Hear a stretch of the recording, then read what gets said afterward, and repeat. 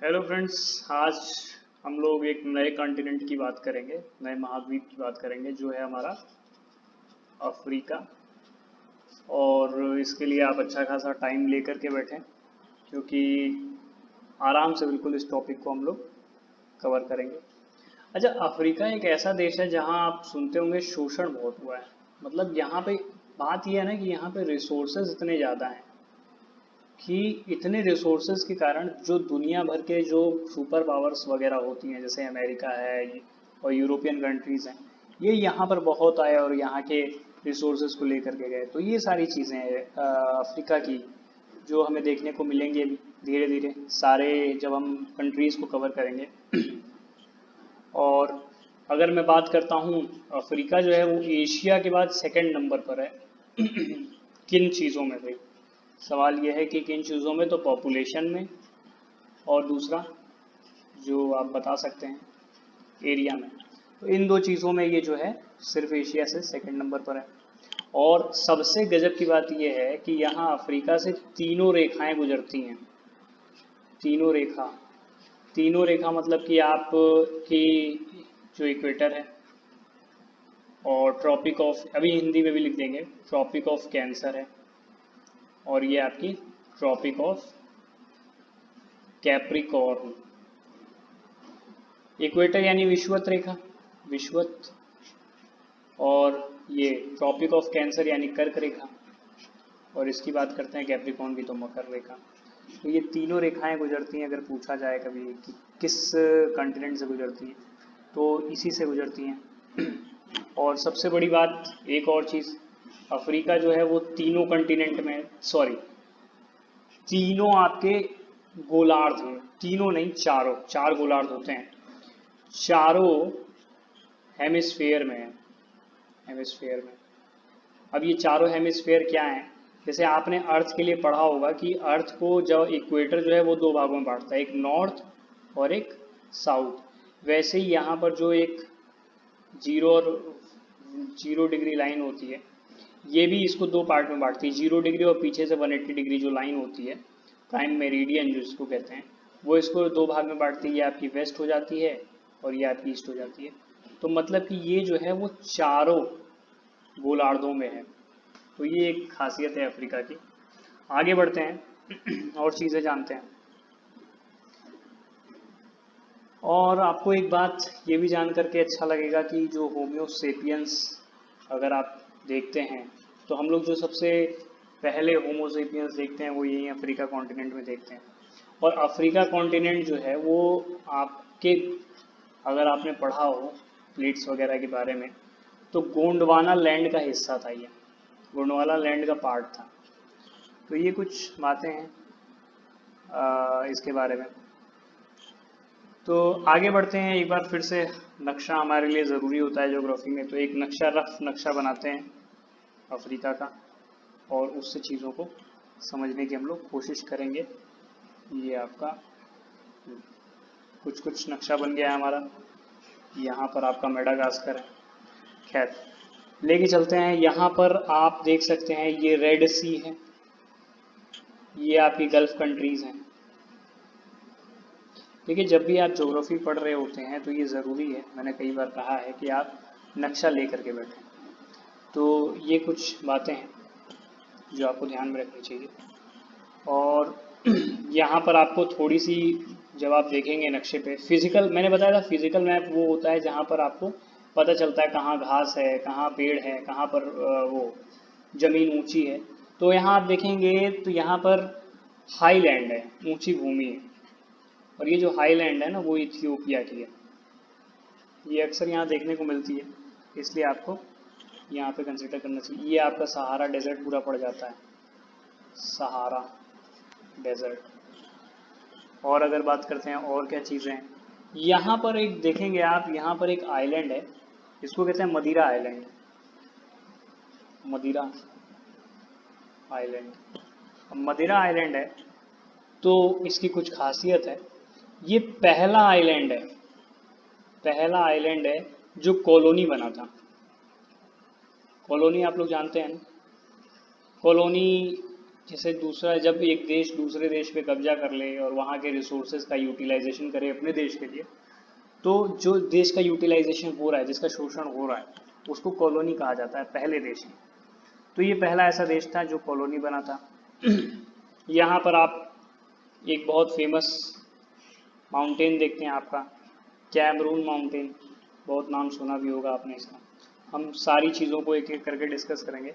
कुछ चीज़ें हैं जो हम देख लें जो बिल्कुल नक्शे पे हमें दिख जाती है। यहाँ पर एक डेजर्ट दिखाई देता है हमें, जिसको कहते हैं कालाहारी डेजर्ट, और यहाँ पर एक ट्राइब भी रहती है।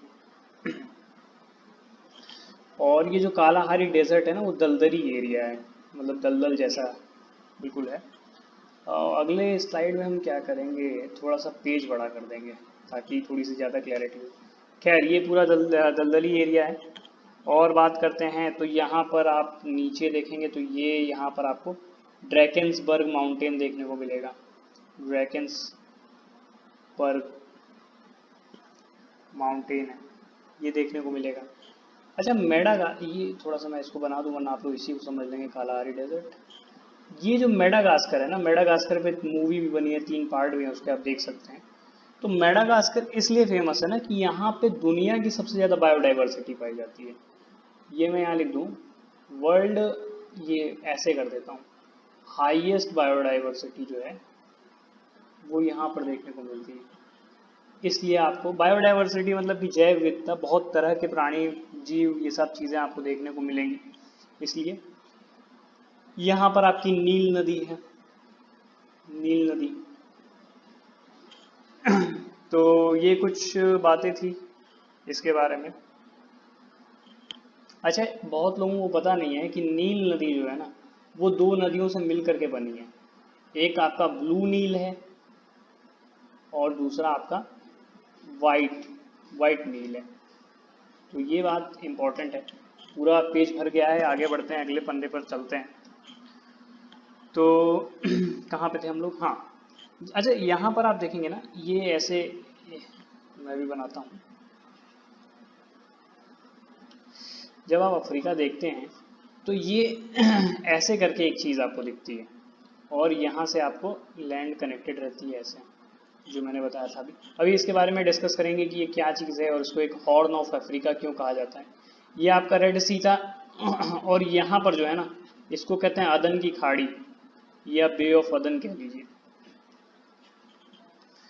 तो ये सारी चीज़ें हैं। और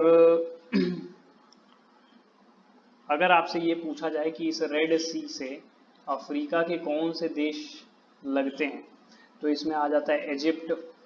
अभी मैं एक एक की लोकेशन बताऊंगा कि इजिप्ट और सूडान ये सारी चीज़ें कहाँ हैं। हालांकि रेड सी का अगर जिक्र आ गया है, इसलिए मेरे को मेंशन कर देना सही लग रहा है। एरिट्रिया है, इथियोपिया है और जिबूती है आपका। तो ये जो देश हैं वो यहाँ पर आपके लगते हैं। यहाँ जिबूती आपका पड़ेगा इधर, तो यहाँ इजिप्ट पड़ता है। खैर, अभी हम लोग डिस्कस करेंगे, आगे बढ़ते हैं। अच्छा, यहीं पे मैं एक चीज़ बता दूँ आपको। ये जो आपको एक चीज़ दिख रही होगी, जैसे लग रहा है ना किसी किसी जानवर की सींग हो, ऐसा कुछ, तो इसको ना कहते हैं हॉर्न ऑफ अफ्रीका। और इसको याद करने के लिए एक ट्रिक है कि कौन कौन से देश हॉर्न ऑफ अफ्रीका बनाते हैं। तो इसको याद करने के लिए एक ट्रिक है, सीड, ये ट्रिक है। इसमें कंट्रीज़ के नाम जो हैं वो हैं सोमालिया, आपकी इथियोपिया है, एरिट्रिया है और जिबूती। तो ये वो कंट्रीज़। और अगर आप इनकी लोकेशन देखेंगे सीड पर, मतलब हॉर्न पर कैसे बनी है, तो मैं एक बार इसको ऐसे बना दूँ, तो ये आपका जो है ऐसे, यहाँ पर आपका होगा एरिट्रिया देश, एरिट्रिया। यहाँ पर होगा इथियोपिया, इथियोपिया होगा यहाँ पे। और यहाँ आप आ जाएंगे तो ये जिबूती पड़ेगा, जी स्पेलिंग थोड़ी, हाँ, जिबूती है। और यहाँ नीचे आ जाएंगे तो सोमालिया पड़ेगा। तो ये आप, यही चीज़ है, इसको मैंने थोड़ा यहाँ पे बड़ा करके दिखा दिया है। आगे बढ़ते हैं, नए पेज पर कुछ चीज़ें जानते हैं। अफ्रीका का जो आपका ईस्टर्न पार्ट है, अभी मैंने आपको सोमालिया तक लेकर गया, सोमालिया से और नीचे अगर आ जाते हैं तो यहाँ आपका सोमालिया है, आपको ये पता होना चाहिए कि मतलब ऑर्डर क्या है, क्योंकि यूपीएससी वगैरह के एग्ज़ाम में कई बार ये आ जाता है कि आप जो है उनको उस अकॉर्डिंग लगाइए जिस अकॉर्डिंग वो कंट्रीज़ हैं एक्चुअल में, मतलब ईस्टर्न पार्ट में कंट्रीज़ को आप नॉर्थ से साउथ लगाइए, तो ऐसी चीज़ें आ जाती हैं। तंजानिया है, इसके नीचे मोजाम्बिक है आपका, मोजाम्बिक, और यहाँ पर आपका साउथ अफ्रीका पड़ता है, और यहाँ तो इंडियन ओशियन है ही। तो अगर आपसे पूछा जाए कि इंडियन ओशियन को टच करने वाले देश कौन से हैं, तो ये इंडियन ओशियन को टच करने वाले देश हैं, अफ्रीका के, ऐसा नहीं एशिया के, को टच करने वाले देश हैं आपके। तो ये बातें थी कुछ। और अगर मैं साउथ अफ्रीका की बात करता हूँ तो साउथ अफ्रीका आप देखेंगे नक्शे में कुछ ऐसा है साउथ अफ्रीका। तो साउथ अफ्रीका इधर से जो है वो इंडियन ओशियन को टच कर रहा है, और अगर मैं बात करूँ इधर से तो अटलांटिक ओशियन को भी टच करता है ना। तो साउथ अफ्रीका जो है वो दोनों को टच करता है। तो ये सारी चीज़ें हैं।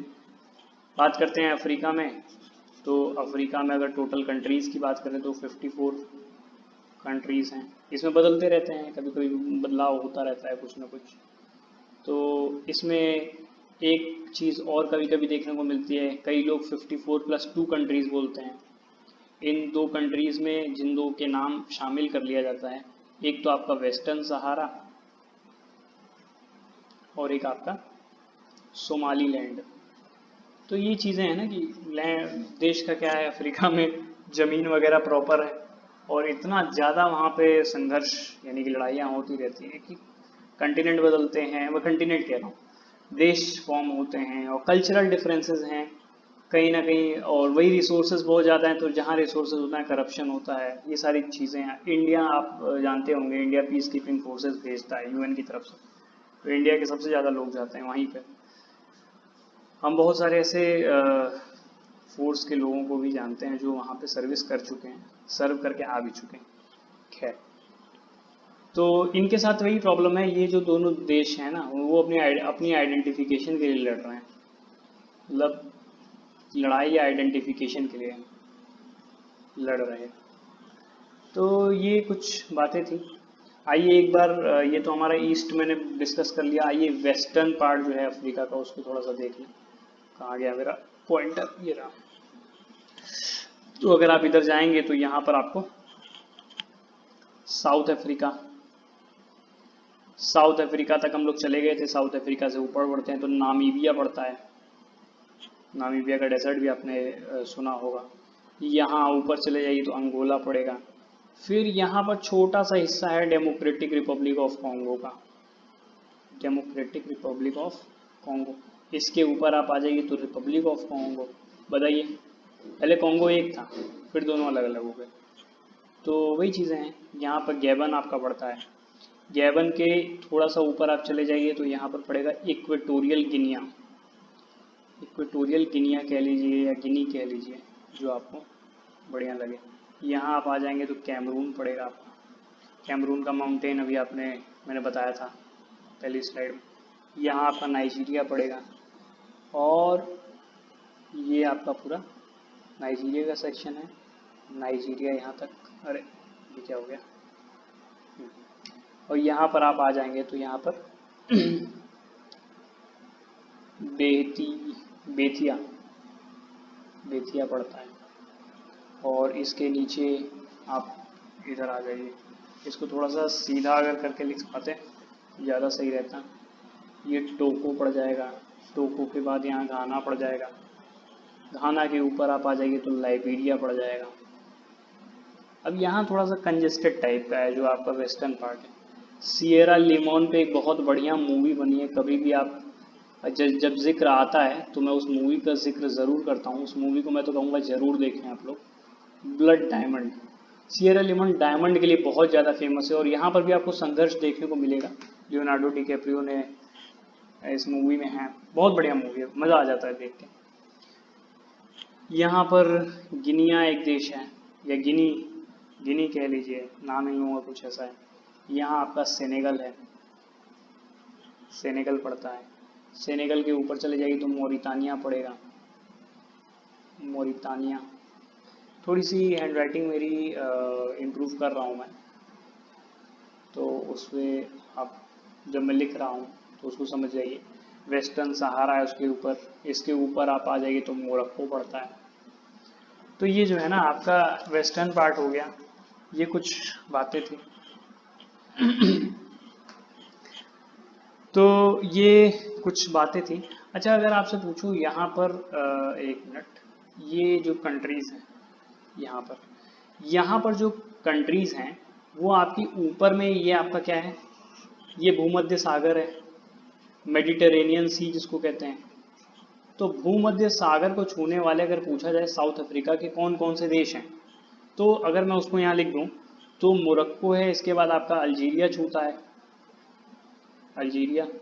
अल्जीरिया के बाद आपका ये ट्यूनीशिया है, यहाँ पर यहाँ लिख देते हैं ट्यूनीशिया। ट्यूनीशिया के बाद आपका लीबिया है, लीबिया के बाद आपका इजिप्ट है।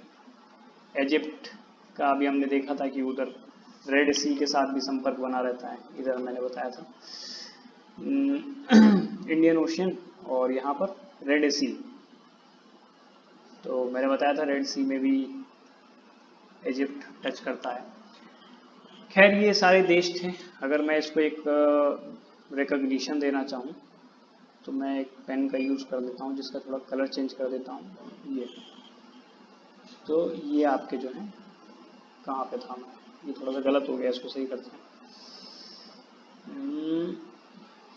ये जो है इजिप्ट, लीबिया, ट्यूनीशिया ले लिया और इसके बाद हमने ये ले लिया। तो ये वो हैं ग्रीन के अंदर जो आपके किसको छू रहे हैं। ट्यूनीशिया को तो हमने लिया ही नहीं, ट्यूनीशिया को भी ग्रीन के अंदर लेते हैं। मेरा पेन कहाँ गया, यहाँ ना चला, ये हो गया आपके, ठीक है। खैर आगे बढ़ते हैं, ग्रीन पेन से ही हम लोग चीज़ों को आगे शुरू करते हैं। हालांकि ग्रीन पेन प्रिंसिपल्स यूज़ करते हैं, टीचर्स भी यूज़ कर सकते हैं कभी कभी, नो इशू, हम भी एक टीचर हैं। आगे बढ़ते हैं।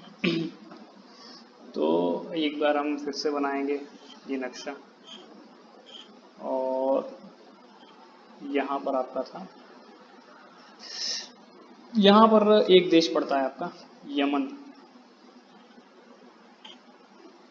यमन, यमन, ठीक है। और यहाँ पर आपकी पड़ती है जिबूती। और यहाँ पर जो है ना वो चोर बहुत सारे हैं। चोर का मतलब आप ऐसा नहीं कि जमीन वाले चोर, यहाँ पर समुद्र वाले चोर बहुत ज़्यादा हैं। क्योंकि आप जब भी देखेंगे एशिया वगैरह से जो भी माल आता है, या फिलीपींस, और ये अगर आप आगे ले जाएं तो यहाँ अपना भारत पड़ता है, भारत के उधर चले जाएं आप तो वहाँ और कुछ देश हैं, फिलीपींस वगैरह, ऑस्ट्रेलिया वगैरह, इंडिया तो है ही, चाइना है ऊपर। तो इन सब का जो ट्रेड से जो ट्रेड है यूरोप से ना, जो यूरोप से जो ट्रेड है पूरा, और जो अफ्रीकन कंट्रीज से जो ट्रेड होता है वो इसी रास्ते होता है जो मैं बना रहा हूँ। और जैसे ही वो यहाँ से पहुँचता है तो यहाँ जो ये जो रीजन है ये बहुत ज़्यादा सकरा है, सकरा मतलब पतला है। तो यहाँ पर चोर बहुत सारे बैठे रहते हैं, कुछ जिबूती के चोर बैठे रहते हैं, और यहाँ यमन के चोर तो नहीं है, ज़्यादातर अफ्रीकन कंट्रीज़ के ही जो देश हैं उसी में चोर ज़्यादातर। तो ये क्या करते हैं, सामान लूटते हैं, चोरी करते हैं, यही सब करते हैं। इसलिए आप देखे होंगे कि इंडिया जो है वो कई बार ये जो यहाँ के जो देश हैं उनसे कई बार डायलॉग मीट वगैरह करता रहता है ताकि इन चीज़ों को टैकल किया जा सके। और हमारी फौज वगैरह जो होती है वो भी इस बात को ख्याल रखती है, इस बात मतलब ये लोग पेट्रोलिंग वगैरह करते रहते हैं ताकि चोरियों से बचा जा सके। इसीलिए मैंने यमन और इसके बारे में आपको बताया। तो यहाँ पर आपका, इधर आप आ जाइए तो ये आपका पड़ता है सोमालिया। और सोमालिया की खास बात यह है कि यहाँ डकैतों को ग्लैमराइज करते हैं, मतलब कि आप डकैत हो तो आपकी बात अलग है, इस तरीके से उसको ग्लैमराइज किया जाता है। तो खैर वही वही कारण मैंने वही बता दिया, ये इनके पास है, ये चोरी वोरी करते रहते हैं। आपने एक मूवी देखी होगी पायरेट्स ऑफ कैरेबियन, खैर वो कैरेबियन आपका नॉर्थ अमेरिका और साउथ अमेरिका के बीच में जो पोर्शन है उसकी बात करते हैं, नॉर्थ अमेरिका साउथ अमेरिका के बीच में जो ओशियन पड़ता है मैक्सिको के नीचे। तो वो कैरेबियन उसको सागर है, उसके बारे में जब नॉर्थ अमेरिका में डिस्कस किया हमने, वही सेम कंडीशन यहाँ चोरी, तो पायरेट्स तो हर जगह बैठे रहते हैं। यहाँ पे कैपिटल है इसकी, कहाँ गया पेन, कहाँ गया, ये रहा। यहाँ कैपिटल है इसकी सोमालिया की, मोगादिशु, मोगादिशु कैपिटल है। और अगर मैं बात करूँ तो ये बहुत ही ज़्यादा अनहाइजीनिक प्लेस है, मतलब अफ्रीका की कंट्री ज़्यादातर अनहाइजीनिक है, लेकिन यहाँ आप चले जाएं तो कुछ ऐसी चीज़ें आपको देखने को मिलेंगी जो इतनी अनहाइजीनिक है कि हमें यहाँ वीडियो में बताते हुए अच्छा नहीं लगेगा। पेन का कलर चेंज करते हैं, पेन दिखाई नहीं दे रहा मेरे को बीच बीच में, खैर कुछ इशू आ रहा था उसमें, इसलिए थोड़ा सा एक बार फिर से शुरू करता हूँ मैं यहाँ पे। ये आपका जिबूती मैंने बता दिया, यहाँ आपका सोमालिया बता दिया, सोमालिया इधर मोगादिशु का बता दिया मैंने कि बहुत अनहाइजीनिक है। इसके नीचे जस्ट आप पढ़ते हैं तो ये आपका केनिया पड़ता है, और केनिया की कैपिटल आपकी नैरोबी है, नैरोबी ये आपकी कैपिटल है। अच्छा, यहाँ पर एक पोर्ट है जिसको कहते हैं मुम्बासा। तो ये जो मुम्बासा पोर्ट है ना, ये पूरे ईस्ट अफ्रीका का सबसे बड़ा पोर्ट है, पूरे के पूरे ईस्ट अफ्रीका का सबसे बड़ा पोर्ट है। और इसके जैसे ही आप थोड़ा सा नीचे आते हैं तो आपका पड़ता है तंजानिया, ये आपका तंजानिया है। और तंजानिया की कैपिटल अगर पूछी जाए तो ये जो कैपिटल है वो क्या है, टोडोमा आपकी कैपिटल है इसकी, तंजानिया की। तो ये कुछ बातें हैं। अच्छा, इधर आप देखेंगे तंजानिया के जस्ट इधर एक छोटा सा आइलैंड है और बहुत फेमस है ये, इसका नाम है दार एस सलाम, दार एस सलाम आइलैंड है ये। और ये जो है ना वो ट्रांसपोर्टेशन के लिए बहुत ज़्यादा फेमस है, इसको इतना ज़्यादा डेवलप किया जा रहा है ट्रांसपोर्टेशन में, रेल नेटवर्क यहाँ स्ट्रॉन्ग कर रहे हैं, रोड बना रहे हैं, पाइपलाइन बिछा रहे हैं, शिप्स के लिए जो है आपका वाटर ट्रांसपोर्ट जो है वो अच्छा कर रहे हैं। तो ये सारी चीज़ें जो है वो इस आइलैंड में की जा रही हैं, तो इसका आपको ध्यान में रखना है। अच्छा, यहाँ पे ना, यहाँ पे आप देखेंगे यहाँ पर दो आइलैंड हैं, एक तो आपका है पेम्बा आइलैंड, पेम्बा आइलैंड, और एक आपका है जंजीबार आइलैंड। जंजीबार का नाम तो आता ही रहता है, आए दिन आप खबरों में सुनेंगे तो इसके बारे में आता ही रहता है। ये जो दोनों है ना, ये मसालों के लिए बहुत ज़्यादा फेमस है, यहाँ मसाले खूब सारे उगाए जाते हैं। और अगर बात करते हैं कौन सा मसाला, आप लवंग जो है, लवंग भी यहीं से काफ़ी ज़्यादा सप्लाई किया जाता है। तो ये कुछ खास बातें हैं इसकी। और यहीं पर एक आइलैंड है कोमोरोस, एक मिनट, हाँ यहीं पर एक आइलैंड है आपका कोमोरोस। तो ये काफ़ी चर्चा में रहता है, इसलिए मैंने इसके बारे में बता दिया, एटलीस्ट आपको ज्योग्राफिकल लोकेशन जो है वो उसकी पता चले। अगर उसके जस्ट नीचे आते हैं तो यहाँ आपका जो है मोजाम्बिक पड़ता है, मोजाम्बिक। और मोजाम्बिक का जो कैपिटल है वो आपको पता होगा, ये आपका मापुटो जो है वो इसका कैपिटल पड़ता है। तो ये कुछ बातें हैं। और उसके जस्ट नीचे आप आ जाए ना, तो ये पूरा जो पोर्शन है ये आपका साउथ अफ्रीका का है। और साउथ अफ्रीका में जब भी आपको पढ़ना हो तो साउथ अफ्रीका के कुछ देश हैं जिनको आपको ध्यान में रखना है। जैसे यहाँ पे आपका डरबन है, और डरबन के जस्ट नीचे आप आ जाएंगे तो ईस्ट लंदन पड़ता है। देखिए, एक टाइम पे अंग्रेज जो हैं वो पूरे दुनिया पर राज किए हैं, तो ऐसा नहीं है साउथ अफ्रीका में नहीं आए। साउथ अफ्रीका घूमने के लिए बहुत बढ़िया देश है, आप जाएंगे तो गजब की लोकेशन है। लेकिन हाँ, दूसरी बात यह है ना, यहाँ पानी की बहुत ज़्यादा शॉर्टेज है। तो एक कहानी भी है कि एक बार इंडियन क्रिकेट टीम गई थी तो उनको नहाने से मना कर दिया था। और अभी रिसेंट में तो वहाँ की गवर्नमेंट ने ये कह दिया है, जो कैपिटल है इसकी, वहाँ पे कह दिया है कि भाई आप जो है अपने पानी की व्यवस्था खुद करिए।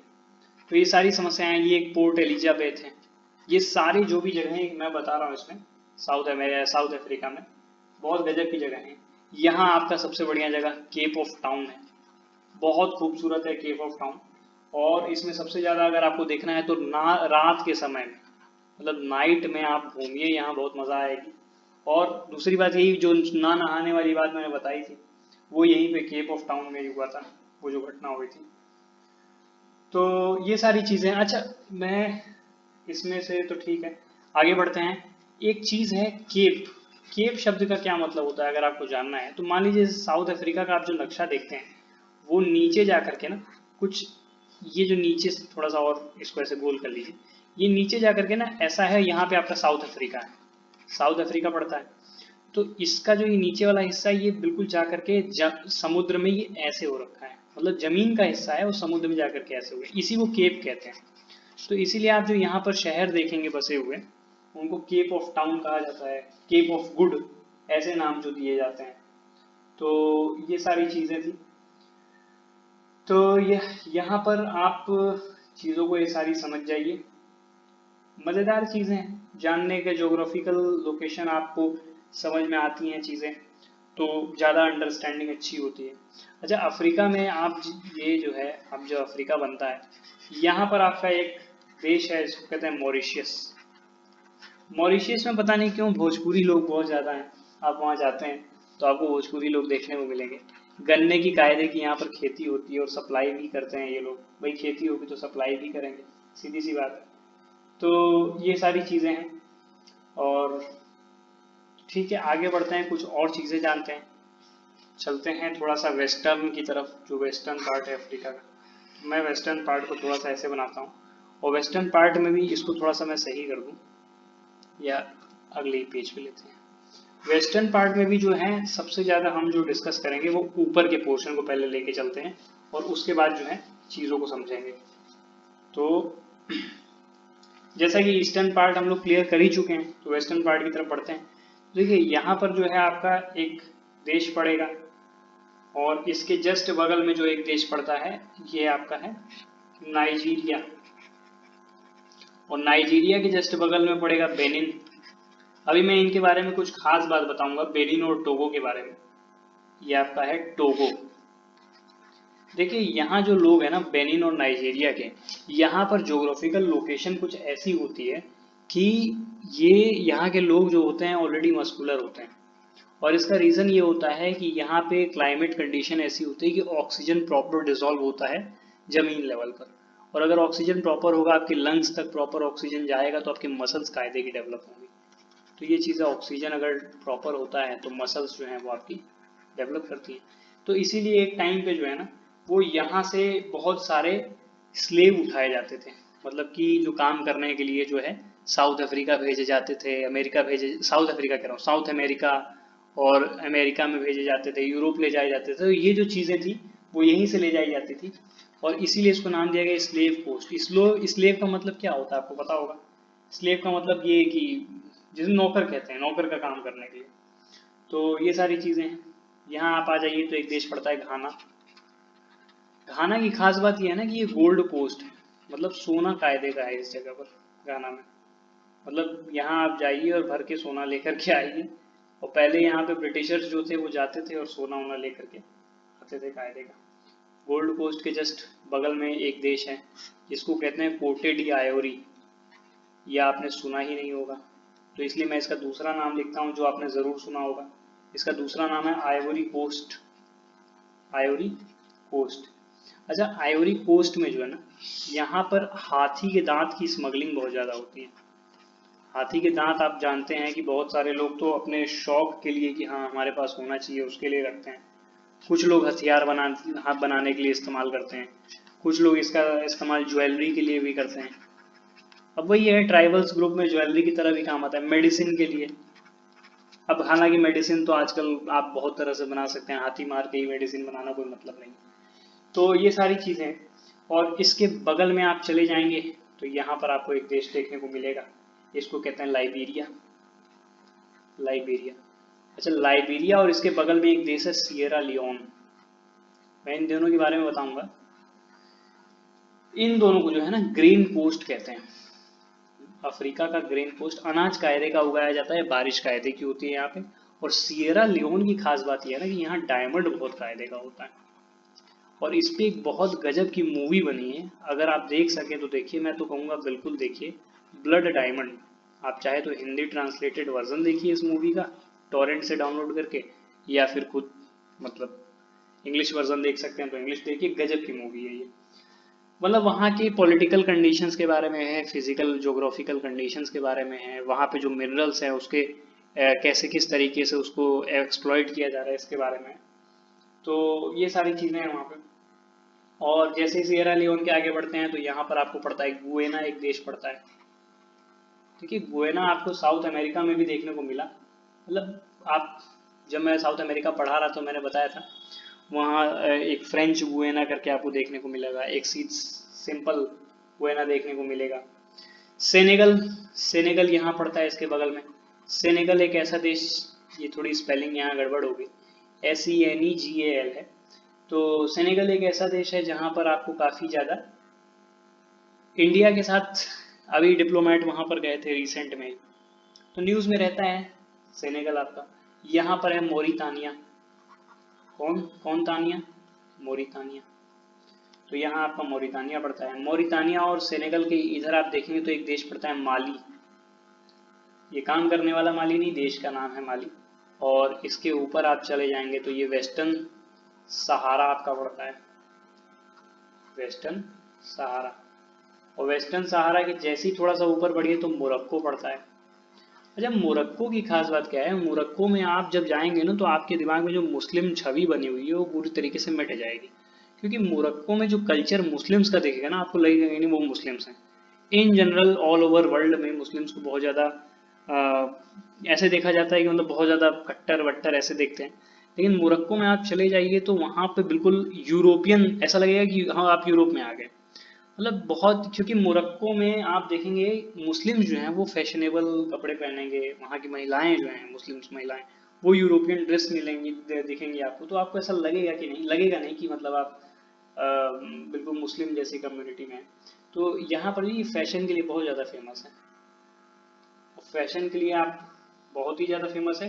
दूसरी चीज़ अगर आपसे पूछा जाए कि इसमें कौन सी जगह है, एक तो एक शहर भी है पूरा फैशन के नाम भी है, इसको कहते हैं कासा ब्लांका, कासा ब्लांका, ये जो है ना फैशन के लिए पूरा का पूरा फेमस है। तो ये बातें थी और आगे बढ़ते हैं। यहाँ पर आपका एक देश है अल्जीरिया, यही लिख देते हैं इसी पे, अल्जीरिया पड़ता है। और अल्जीरिया के जस्ट थोड़ा सा आप आगे बढ़िए। अच्छा, अल्जीरिया, इन सब के बारे में हम लोग आगे डिस्कशन करेंगे, अल्जीरिया की भी कुछ खास बातें हैं जो मैं अभी आगे कवर करता हूँ। माली में एक जगह है, माली में एक जगह है जिसको कहते हैं टिम्बकटू, टिम्बकटू, और कुछ लोग इसको झुमरी तलैया से कंपेयर करते हैं, इसलिए मैंने इसका नाम बता दिया। तो ये सारी बातें थी, आगे बढ़ते हैं, कुछ और चीज़ें जो हैं वो कवर करते हैं, थोड़ा सा फिजिकल चीज़ों को लेते हैं, अफ्रीका में क्या फिजिकल कंडीशन है किस तरीके से। तो देखिए यहाँ पर आप जब देखेंगे तो यहाँ पर आपको एटलस माउंटेन देखने को मिलेगा। फिजिकल चीज़ें मतलब कि वहाँ पहाड़ पर्वत ये सारी चीज़ें, पठार वठार, अब थोड़ा इन सब पे भी चर्चा कर लें, देशों पे चर्चा हो गई काफ़ी। यहाँ पर एक नदी आपको देखने को मिलेगी, नाइजर नदी, इसी तरीके से बहती है, बनाया जिस तरीके से नाइजर नदी है। यहाँ पर आप चले जाइए तो एक कॉन्गो नदी आपको देखने को मिलेगी, कॉन्गो। और यहाँ पर आप इसको पठार देखने को मिलेंगे, इसको कहते हैं कटंगा का पठार। थोड़ा सा आप नीचे आ जाइए साउथ अफ्रीका के थोड़ा सा ऊपर, तो यहाँ कालाहारी और नामीबिया डेजर्ट देखने को मिलेंगे, कालाहारी और नामीबिया डेजर्ट देखने को मिलेंगे। और यहाँ पर मैंने आपको हॉर्न ऑफ अफ्रीका बताया था कि ये कुछ ऐसा ऐसा जोग्राफिकल लोकेशन। अच्छा, यहाँ पे जो है ना ये जो पोर्शन है, ये मैं जो बना रहा हूँ, इसके इधर वाला हिस्सा जो है ना, ये जो पोर्शन है ये ऐसा लग रहा है कुछ टाइम बाद अलग हो जाएगा, क्योंकि इसमें जो है ना क्रैक आ रहा है, ये जो दो मैंने पट्टी बना रखी है ना, यहाँ से धीरे धीरे जो है जमीन क्रैक हो रही है। कुछ टाइम बाद लोग कह रहे हैं कि वो जो हिस्सा है वो टूट करके अलग हो जाएगा और वो तैरने लगेगा, ऐसी कंडीशन जो मतलब जोग्राफिस्ट हैं वो बता रहे हैं। तो यही चीज़ है, और इसीलिए रिफ्ट, मतलब दरार को हिंदी में इंग्लिश में आप रिफ्ट कहते हैं, इसीलिए इसको ईस्ट रिफ्ट वैली कहते हैं। ईस्ट इसलिए क्योंकि ये देखिए अफ्रीका की ईस्ट साइड में हो रहा है, पूरब की तरफ, रिफ्ट मतलब वही दरार पड़ रही है यहाँ पे। तो ये चीज़ है, यहाँ पे आप देखेंगे तो ईस्ट अफ्रीका के पठार आपको देखने को मिलेंगे, ईस्ट अफ्रीका के पठार देखने को मिलेंगे। अच्छा, यहाँ पर जो है ना, मैं थोड़ा सा अगले पन्ने पे बताता हूँ इसको, आप ये, तो ये जो है ना आपका पूरा सहारा डेजर्ट है। और आपको एक बात ध्यान में रखनी है कि जब भी कहीं पर डेजर्ट या मरुस्थल होता है वो धीरे धीरे धीरे धीरे फैलता है। तो ये सहारा डेजर्ट जो है ना वो धीरे धीरे फैल रहा है, और फैल करके जो नीचे के कुछ पोर्शन हैं जो उपजाऊ भूमि है वहां तक फैल रहा है, और फैल करके उपजाऊ भूमि को भी डेजर्ट बनाता जा रहा है। तो ये जो इसके नीचे की क्षेत्र है इसको साहिल कहते हैं, साहिल। और ये एक बहुत बड़ा मुद्दा बना हुआ है क्योंकि यहाँ डेजर्टिफिकेशन यानी कि मरुस्थलीकरण, डेजर्टिफिकेशन बहुत तेजी से हो रहा है। पेड़ जो हैं वो धीरे धीरे नष्ट होते जा रहे हैं, जमीन बेकार होती जा रही है, रेत बिल्कुल पथरीली होती जा रही है। तो ये सारी चीजें हैं। अच्छा, सहारा डेजर्ट जो है ना वो अगर आपसे पूछा जाए कितने हिस्सों से मिलकर बना है, तो दो हिस्से हैं इसके, एक तो रेत है और दूसरा है पथरीली चट्टान। भाई कहीं कहीं चट्टान भी है इसमें। तो रेत जो है ना इसको वहाँ की लोकल भाषा में अर्ग कहते हैं, और पथरीली जो चट्टान है इसको हम मादा कहते हैं। ऐसे ही कई बार ये सारे सवाल आते रहते हैं, कहीं भी एसएससी यूपीएससी या कहीं पर भी कोई ऐसी नॉर्मली इंसान पूछ ले, तो ऐसी चीज़ें याद होनी चाहिए। आइए एक एक करके चीज़ों को बढ़ते हैं। हमने सबसे पहले एटलस पर्वत की बात की थी, तो जानते हैं एटलस पर्वत के बारे में कुछ बातें। तो एटलस पर्वत जो है ना वो आपके 5 हिस्सों में बटा हुआ है। एक तो है आपका मिडिल एटलस, मिडिल एटलस मतलब कि बीच का एटलस का हिस्सा जो है। एक आपका है एंटी एटलस।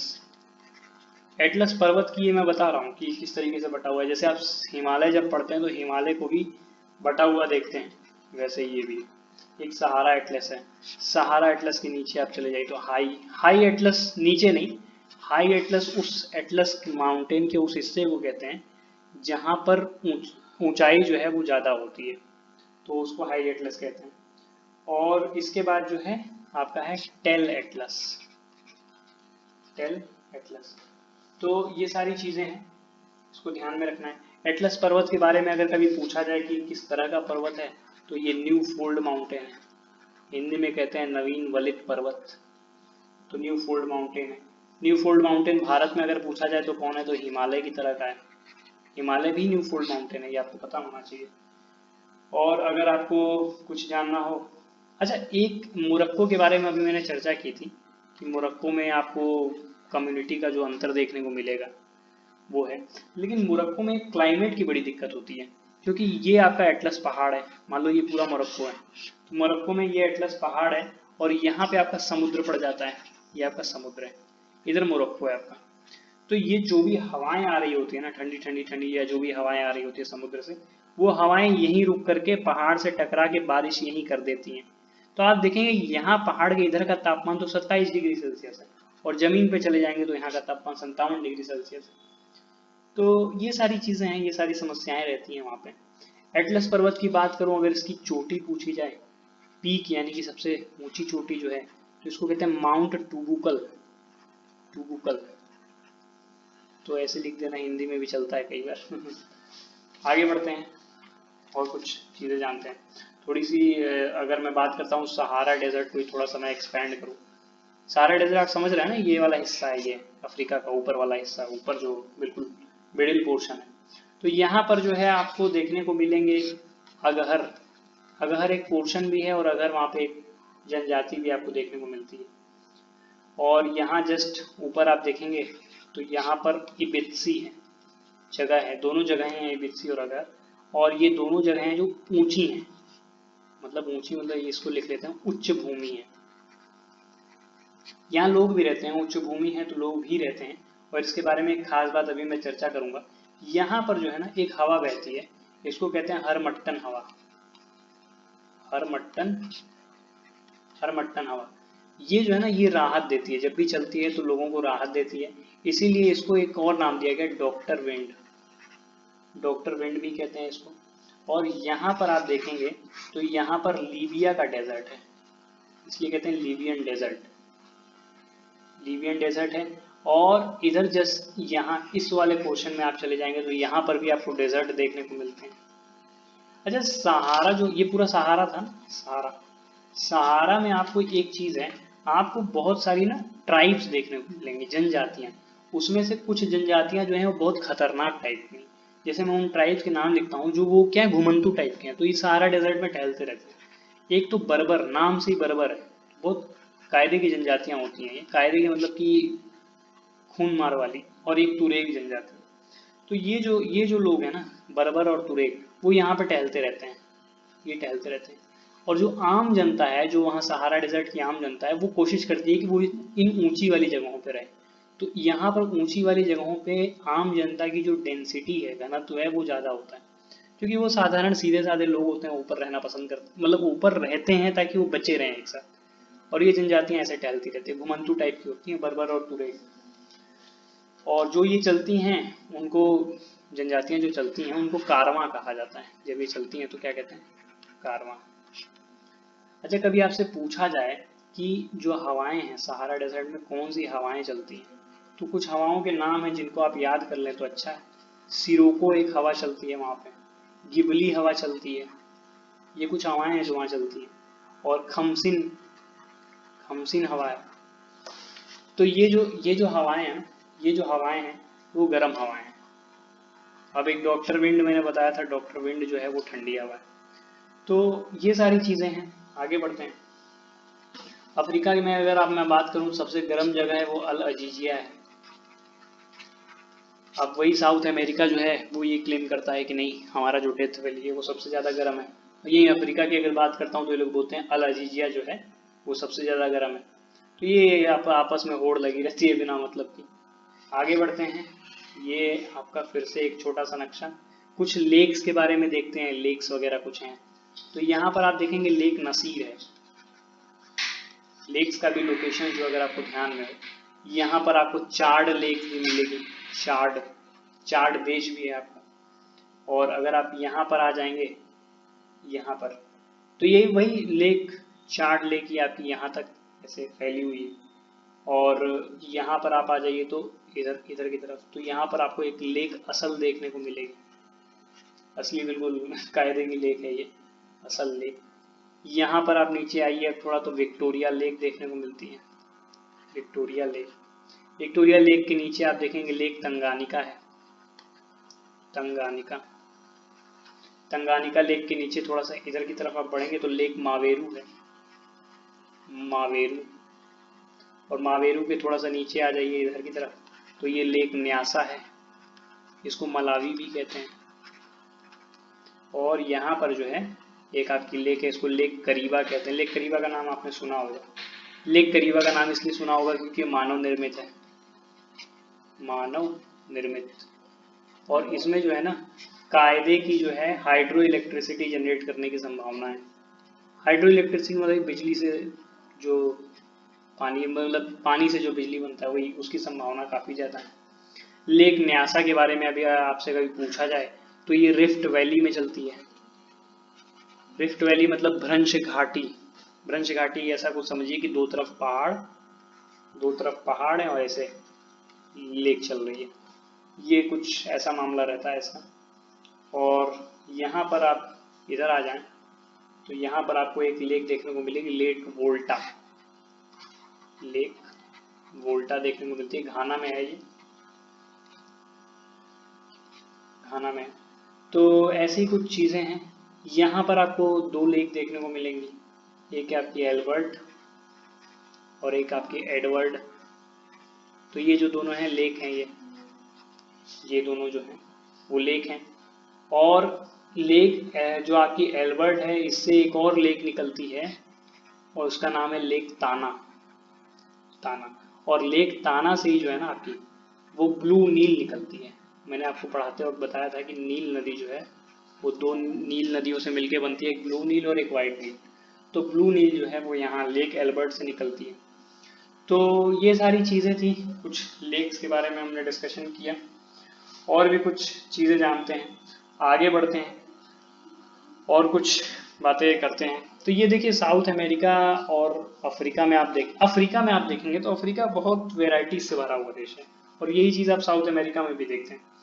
आप देखते हैं मतलब कि क्या कह सकते हैं इसको, क्योंकि अफ्रीका में इतनी ज़्यादा वेराइटी का कारण जो है, मैंने आपको बताया था कि इसमें तीनों लाइनें पास होती हैं। आपकी इक्वेटर पास होती है, ट्रॉपिक ऑफ कैंसर और ट्रॉपिक ऑफ कैप्रिकॉर्न, मतलब कर्क रेखा, विषुवत रेखा और मकर रेखा, तीनों पास करती हैं। तो ये सारी चीज़ें हैं। आगे बढ़ते हैं और कुछ बातें समझते हैं। तो एक बार फिर ये हम बनाते हैं मैप। मैप बनाने से सही रहता है। अगर मैं बात करता हूँ यहाँ पे इस लोकेशन की, तो यहाँ पर जो है ना यहाँ पर आपको एक जनजाति देखने को मिलती है पिगमी। पिगमी लोग छोटे छोटे हाइट के होते हैं, आप नेम यूट्यूब पर भी देखेंगे तो इनकी हाइट बहुत छोटी छोटी होती है, और ये नदी के किनारे रहते हैं, मतलब नदी जो है यहाँ पर उसके किनारे रहते हैं। वो नदी आपकी कॉन्गो नदी है, कॉन्गो नदी। छोटे छोटे हैं बिल्कुल कायदे के, और यहाँ के मतलब एडेप्टेशन यहाँ पर इनका ऐसा एडेप्टेशन, मतलब कि आप जानते होंगे अभी जब नाइजीरिया के बारे में पढ़ा रहा था तो मैंने आपको बताया था कि वहाँ के लोग मस्कुलर होते हैं। तो वही ज्योग्राफिकल लोकेशन बहुत ज़्यादा ये डिसाइड करती है कि आपका जो ढांचा है वो किस तरीके से हो। तो ये सारी बातें। पिग्मी लोगों की खास बात एक ये भी रहती है, बहुत खुशहाल लोग रहते हैं, बहुत ज़्यादा मस्त, मौज मस्ती वाले जो हैं ये लोग रहते हैं। अगर आपसे पूछा जाए कॉन्गो नदी है, तो कॉन्गो नदी के बारे में आपको एक बात तो पता होगी कि ये विषुवत रेखा को 2 बार काटती है, यानी कि इक्वेटर को जो है वो 2 बार काट देती है। तो ये सारी चीज़ें हैं। और अच्छा, ये जो है ना कॉन्गो नदी में हाइड्रो इलेक्ट्रिसिटी जनरेट करने के लिए बहुत ज़्यादा क्षमता है, क्योंकि जैसे कॉन्गो नदी जब बहती है ना वो इस तरीके से बहती है। आप ये समझिए कि कॉन्गो नदी बह रही है, कोई भी पानी बह रहा है, वो अगर इस तरीके से बहना चालू कर दे, मतलब सीढ़ी सीढ़ी नुमा तरीके से बहना चालू कर दे, क्योंकि इसकी जमीन जो है इसके नीचे की वो कुछ इस तरीके की है, तो यहाँ पे जो पानी पहुंचेगा उसकी शक्ति कितनी ज़्यादा होगी। तो मान लीजिए अगर आप यहाँ टरबाइन लगा दें, कायदे की टरबाइन लगा दें, तो ये कायदे का घूमेगा, कायदे से घूमने से इलेक्ट्रिसिटी जनरेट होगी। इसीलिए कॉन्गो नदी की खास बात ये है ना कि यहाँ पे हाई काइनेटिक एनर्जी की वजह से, काइनेटिक मतलब चलने की वजह से जो एनर्जी उत्पन्न होती है उसको काइनेटिक एनर्जी कहते हैं। तो हाई काइनेटिक एनर्जी की वजह से इलेक्ट्रिसिटी बनाने में बहुत कायदे की संभावनाएं यहाँ पे उपलब्ध है। तो इस पे काम किया जाता रहता है। और अगर आपसे पूछा जाए, कॉन्गो नदी की एक ट्रिब्यूटरी मतलब सहायक नदी भी है, और उसका नाम जो है वो है कसाई नदी। तो कसाई मत समझ लीजिएगा, कसाई नदी है, और यहाँ पर जो है हीरा के लिए फेमस है, डायमंड के लिए जो है फेमस। आप डायमंड वगैरह आप देखेंगे नदियों के नीचे, कोई ब्लड डायमंड मूवी बताई थी उसको आप देखिएगा, तो उसमें आप समझ में आएगा कि डायमंड वगैरह किस तरीके से लोग छानते हैं, निकालते हैं। तो ये सारी चीज़ें हैं। जैसे कॉन्गो नदी में ना बायोडाइवर्सिटी यानी जैव विविधता बहुत ज़्यादा है, जैव विविधता बहुत ज़्यादा है। आप सुनते होंगे कि उड़ने वाले सांप जो हैं वहाँ पर एग्जिस्ट करते हैं। तो उड़ने वाले सांप कुछ नहीं होते हैं, उड़ने वाले सांप का मतलब सिर्फ इतना होता है कि जैसे मान लीजिए कि ये पेड़ है, एक पेड़ है और यहाँ पर एक पेड़ है, तो ये सांप जो है वो पेड़ पौधे खूब सारे हैं यहाँ पर, सांप यहाँ बैठ जाएगा। और जैसे मान लो ये सांप है ना, सांप ये इतना बड़ा सांप है, अगर ये आपको रिकॉइल कर ले, रिकॉइल मतलब अपने आप को बिल्कुल बिल्कुल गोला कर ले बिल्कुल अपने कायदे का, और तेजी से अपने आप को आगे फेंके, तो बिल्कुल आराम से ये एक एक पेड़ से दूसरे पेड़ पे चला जाएगा। मतलब अपने आप को जैसे नहीं होता है स्प्रिंग जो होती है, थोड़ा सा बंद कर दो और फिर छोड़ो तो आगे बढ़ेगी।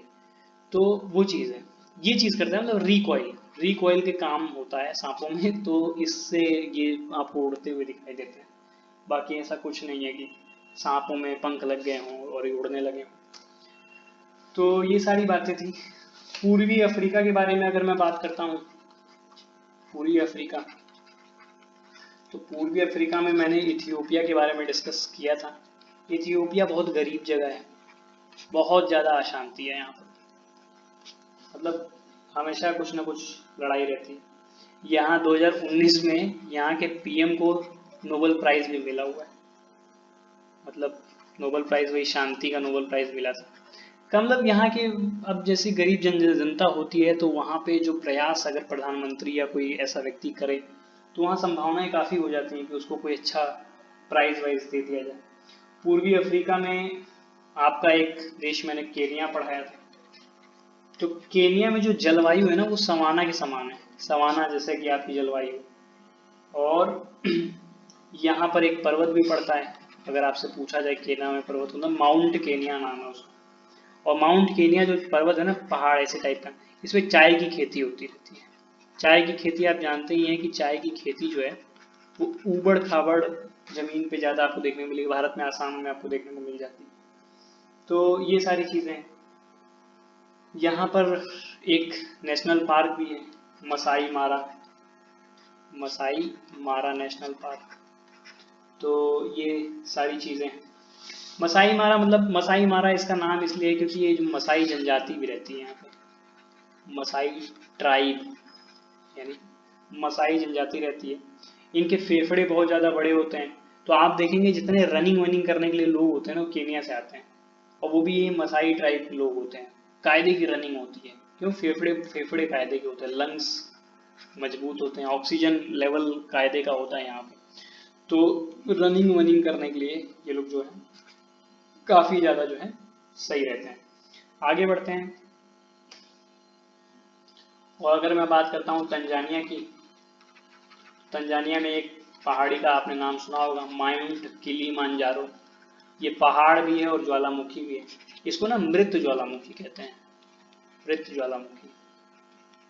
मृत मतलब कि अब इसमें ज़्यादा वो विस्फोट वगैरह नहीं होते हैं। और ये लगभग लगभग ना इक्वेटर पर है, इक्वेटर मतलब विषुवत पर है। तो ये कायदे की ही चीज़ है, समझने वाली है। का मतलब लगभग लगभग मैंने इसलिए कहा क्योंकि लगभग 200 किलोमीटर के आसपास इसकी दूरी है वहां से। लेकिन इतना भी पास अगर कोई है, कोई पहाड़ है, तो उसको ऐसे कंसीडर कर लेते हैं कि हाँ लगभग लगभग उसी पर। तो ये सारी चीज़ें हैं। अगर माउंट किलिमांजारो की आप चोटी देखेंगे तो चोटी बिल्कुल बर्फ से ढकी रहती है, तो ये भी इसकी खास बात है। आगे बढ़ते हैं और कुछ बातें जो हैं वो जानते हैं। तो ये सारी बातें थी। अगर आप एक बार अफ्रीका का नक्शा फिर से देख लें एक बार, तो यहाँ पर आपको, मैंने आपको बताया था, यहाँ पर 2 डेजर्ट आपको देखने को मिलते हैं। यहाँ कालाहारी देखने को मिलेगा, कालाहारी, और यहीं बगल में आपको नामीबिया देखने को मिलेगा, नामीबिया डेजर्ट। नामीबिया डेजर्ट में एक जनजाति रहती है जिसको कहते हैं बुशमैन। आप इसको यूट्यूब पर सर्च करिएगा तो आपको देखने को ये अच्छा लगेगा कि किस तरीके से ये लोग सरवाइव करते हैं। तो यहाँ पर एक बुशमैन जनजाति रहती है, काफ़ी इंटरेस्टिंग है इनको देख करके। अगर आप देखते हैं छोटी छोटी संभावनाएं अपने लिए जीने की ये लोग किस तरीके से तलाश कर लेते हैं। तो ये सारी चीज़ें हैं। आगे बढ़ते हैं और कुछ बातें देखते हैं। अच्छा, नीचे ही अगर मैं देखूं, मतलब आपके नीचे की पोर्शन में अफ्रीका में, तो यहाँ पे आपको एक पर्वत देखने को मिलेगा, ड्रैकेंसबर्ग पर्वत। नाम काफ़ी सुना होगा, तो मैंने सोचा कि ज्योग्राफिकल लोकेशन भी इसकी आपको बता दी जाए। यहाँ पर आपको एक वाटरफॉल देखने को मिलेगा, जिसको वाटरफॉल हिंदी में जलप्रपात कहते हैं, विक्टोरिया वाटरफॉल कहते हैं इसको, बहुत ज़्यादा फेमस है। और विक्टोरिया वाटरफॉल है, यहीं से एक नदी निकलती है जो मैंने बना रखी है, इसको जाम्बेजी नदी कहते हैं। क्या जांबाज नदी है, नदी भी हिंदी नदी, जाम्बेजी नदी निकलती है यहाँ से। यहाँ पर आप देखेंगे तो यहाँ पर आपको एक शहर देखने को मिलेगा, कायदे का शहर, सुंदर शहर, केप टाउन कहते हैं इसको। अच्छा, यहाँ पर केप टाउन के बगल में थोड़ा सा ये जो है ना, ये पोर्शन, यहाँ पर एक नदी निकलती है, इसको कहते हैं ऑरेंज नदी। देखिए नाम भी कितना गजब है, ऑरेंज नदी। तो ये सारी चीज़ें हैं। यहाँ पर एक और नदी है, इधर इधर आप देखेंगे, ये नदी है लिम्पोपो, लिम्पोपो नदी। तो लिम्पोपो नदी के बारे में अगर आपसे कभी पूछा जाए तो ये आपकी मकर रेखा को 2 बार काटती है, मकर रेखा को 2 बार काटती है। तो ये सारी बातें हैं जानने के लिए। आगे बढ़ते हैं और कुछ बातें अफ्रीका के बारे में लेते हैं। लगभग लगभग हमने सारी बातें कवर कर ली हैं, थोड़ा सा और कुछ देख लेते हैं। कटंगा का पठार के बारे में मैंने बताया था, यहाँ पे कटंगा का पठार है। तो कटंगा का पठार इसलिए मैंने बताया था क्योंकि तांबे के लिए बहुत ज़्यादा फेमस है, तांबा यहाँ पर कायदे का है। यहाँ पर एक जगह है जोहान्सबर्ग, का नाम सुना होगा, और जोहान्सबर्ग का नाम आप लोग अक्सर सुनते रहते होंगे क्योंकि ये सोने के लिए बहुत ज़्यादा फेमस है। मतलब सोना, मतलब स्लीप वाला सोना नहीं, गोल्ड वाला सोना। और यहाँ एक जगह है किम्बरले, किम्बरले, पानी की बात नहीं कर रहा हूँ मैं यहाँ पे। किम्बरले यहाँ पे एक जगह है, इसमें हीरा के लिए बहुत ज़्यादा फेमस है, डायमंड के लिए। तो जाएं कभी अफ्रीका तो डायमंड सोना वोना लेकर के आएँ जरूर, बहुत बढ़िया बढ़िया जगह हैं। आप एक बार फिर से थोड़ा सा नक्शा देख लें, थोड़ा अजीब सा नक्शा बन गया ये। आइए अगले पेज पे लेते हैं इसको, ये आपका ऐसा कुछ है। तो यहाँ पर आपको एक जगह है इजिप्ट में आपको देखने को मिलेगी, काहिरा, और यहाँ पर एक जगह है केप टाउन, साउथ अफ्रीका में देखने को मिलेगा। इन दोनों के बीच में ना ये पूरी यहाँ से लगाए यहाँ तक ये एक रेलवे लाइन है। हालांकि ये कंटिन्यूअस नहीं है, कंटिन्यूअस मतलब बीच बीच में कहीं टूटी है कहीं फूटी है, लेकिन इतनी बड़ी रेलवे लाइन है ये इसलिए बताना ज़रूरी था। और इसको नाम दिया गया है केप काहिरा। केप ये वाला यहाँ से ले लिया, काहिरा ऐसे वहाँ से ले लिया, केप काहिरा रेलवे लाइन।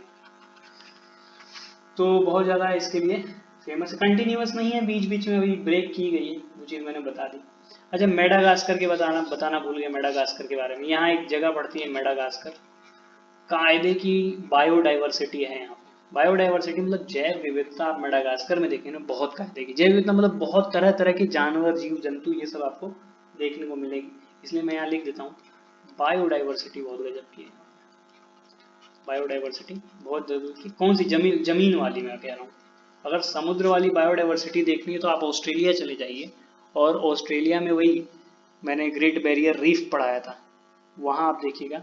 और ग्रेट ऑस्ट्रेलियन वाइट पढ़ा है, ऑस्ट्रेलिया आप खोलेंगे तो उसमें देखने को मिलेगा, वहाँ पे गजब की बायोडाइवर्सिटी मिलती है समुद्र की। तो ये सारी चीज़ें थी। और अगर आपसे कभी पूछे जाए मेडागास्कर की कैपिटल क्या है, तो थोड़ा सा एक गाना या धुन इसको याद रखिए, इसका नाम है अंतानानारिवो। अंतानानाना अंतानानारिवो अंतानानारिवो। काफ़ी म्यूजिकल है कैपिटल। तो मुझे लगता है कैपिटल्स और बाकी सारी चीज़ें, फिजिकल लोकेशंस, ज़मीन, नदी, समुद्र कह रहा हूँ, मतलब पठार वठार सब कवर कर लिया हम लोगों ने। आगे नई वीडियो बनाएंगे, अब मुझे लगता है शायद एशिया बचा है उसको कवर करेंगे। Thank you. इस वीडियो में इतना ही। Thank you.